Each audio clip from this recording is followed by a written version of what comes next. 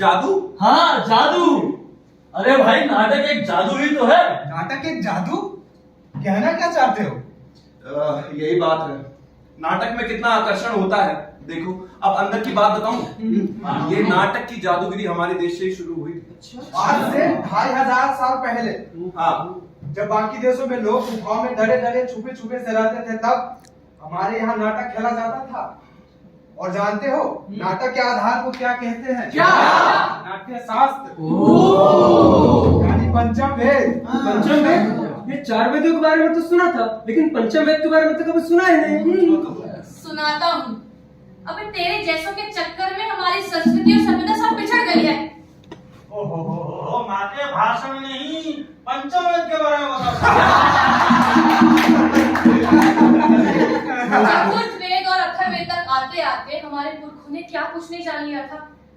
Mathematics, medicine, science, astrology और astronomy, अरे क्या कुछ नहीं जानते थे हम लोग। तभी तो इसी देश ने विश्व को जीरो के बारे में बताया। दुनिया गोल है, यानी कि भूगोल, ग्रह 9 है जो सूरज के इर्द गिर्द घूमते रहते हैं। अरे सब कुछ इस विश्व को हमारी ही तो देन है। फिर लोगों को लगा कि समाज को श्रृंखलित करने के लिए संस्कार संस्कृति की जरूरत है, इसीलिए कला एक बहुत महत्वपूर्ण हिस्सा बना। पंचम वेद अर्थात नाट्य शास्त्र लिखा गया, जिसमें संगीत, नृत्य, गीत, ललित कला आदि सब समा गए। इसीलिए नाटक हमेशा से ही समाज का एक बहुत महत्वपूर्ण हिस्सा है और रहेगा। और ये पंचम वेद लिखा किसने था? हमारे एक महान ऋषि हुए थे, भरत मुनि। उन्होंने लिखा था नाट्य शास्त्र। नाटक का मतलब डिसिप्लिन, ऑर्गेनाइजेशन, लिटरेसी, यानी कि देश पढ़े लिखे लोगों से भरा हुआ था। तभी तो नालंदा, तक्षशिला, विक्रमशिला विश्वविद्यालय केवल हमारे भारत में ही था। अच्छा, अब समझा।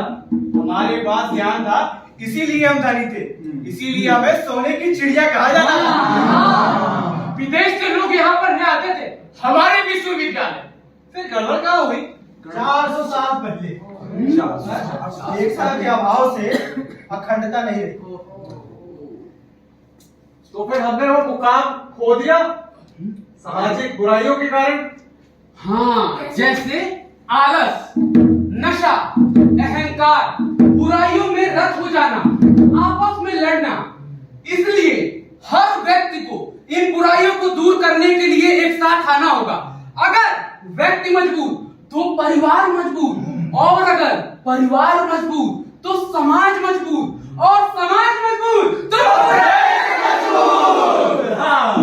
अरे परिवार से याद आया, G20 में हमारा नारा था वन अर्थ वन फैमिली, पर ऐसा क्यों? अरे यार, हजारों साल पहले यही तो महाउपनिषद में लिखा गया था, वसुधैव कुटुंबकम, यानी कि वन अर्थ वन फैमिली। मैं भी कुछ कहना चाहता हूँ। क्या कहना चाहते हो भाई? कोरोना काल के बारे में। जब कोरोना का वैश्विक संकट पूरे विश्व में आया था, तब हमारे भारत में बनी हुई दवाइयाँ पूरे विश्व में फ्री दी गई। इसी को कहते हैं जियो और जीने दो। इसी को कहते हैं वसुधैव कुटुंबकम। वसुधैव कुटुंबकम का इससे बड़ा उदाहरण क्या हो सकता है? सारा संसार हमारा परिवार है। अगर इसी विचारधारा के साथ हम आगे बढ़े तो एक दिन भारत सोने की चिड़िया बन सकता है। पर चिड़िया को सोने का आवरण देने में नाटक का बहुत बड़ा हाथ होगा। तो सही है। आज जब पूरे वर्ल्ड में लोग लड़ रहे हैं, तब हमने भारत रंग महोत्सव के माध्यम से देश और विदेश के लोगों को गले मिलाया। इससे संस्कृति का भी आदान प्रदान हो रहा है और ज्ञान का भी आदान प्रदान हो रहा है। अगर ऐसा ही चलता रहा तो बहुत जल्द हम पहले जैसे सोने की चिड़िया बन जाएंगे।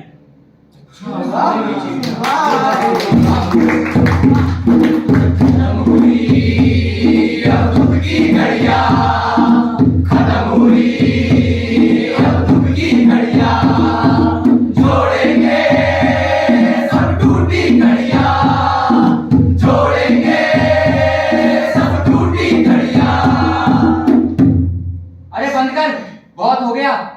अच्छा क्यों?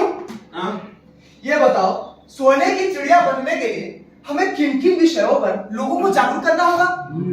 सुनो, आप लोगों में से जो भी शिक्षा के क्षेत्र में है वो उन लोगों को जागरूक करे जो शिक्षा के महत्व को नहीं जानता, और जो औरतों की भलाई के बारे में सोचता है वो उन्हें उनके सशक्तिकरण के बारे में जागरूक करे, उनके प्रति होने वाले अपराधों के बारे में जागरूक करे। मतलब महिला समाज तो परिवार सशक्त। अच्छा, और कौन से मुद्दे हैं जिसे हम नाटक के माध्यम से लोगों को जागरूक कर सके? मैं बताता हूँ। बोलो। नशा, नशे से होने वाले आर्थिक, सामाजिक और स्वास्थ्य से होने वाले नुकसानों के बारे में हम लोगों को जागरूक कर सकते हैं। जात पात इन सब से दूर होकर हम फिर से बनेंगे सशक्त भारत। बनेंगे। बिल्कुल सही। पर विज्ञान से सब कुछ हो जाएगा। अरे भैया, 2-3 बुराइयां और गिना दो ताकि हम नाटक के द्वारा लोगों को जागरूक कर सकें। अरे हम नाटक के माध्यम से कन्या भ्रूण हत्या के बारे में तो समाज को सतर्क कर सकते हैं। ये तो बहुत बड़ी बुराई है भैया। इससे तो पुरुष स्त्री का रेशो बिगड़ गया है, जिससे समाज का रेशो भी बिगड़ गया है। इस पर तो मैं कल ही नाटक शुरू करता हूँ। और भी तो बुराइयां बनाओ ताकि हम सब समझ सके। अरे मैं ही बताऊं सर, तुम भी तो इस समाज में रहते हो ना, तुम भी बताओ इस देश में कौन कौन सी बुराइयां हैं जिस पर हम नाटक बना सकते हैं। मैंने सोचा था एक हाँ, दहेज प्रथा के मेरी बहन को भी उसके ससुराल वाले दहेज के लिए बहुत सताते हैं। इस नाटक के प्रति हम उनको भी शिक्षित कर सकते हैं। मैडम तू कैसे, ये भी तो बताओ भैया। मैं बताता हूँ। कैसे? आप लोग समाज में जो भी बुराइयां देखें उन्हें अपने मित्रों के साथ मिलकर लोगों को जागरूक करें, मनोरंजक तरीके से। हाँ, इससे मनोरंजन भी होगा और ज्ञान भी मिलेगा। समाज और देश मजबूत बनेगा। और हम फिर से बनेंगे वही सोने की चिड़िया और विश्व गुरु।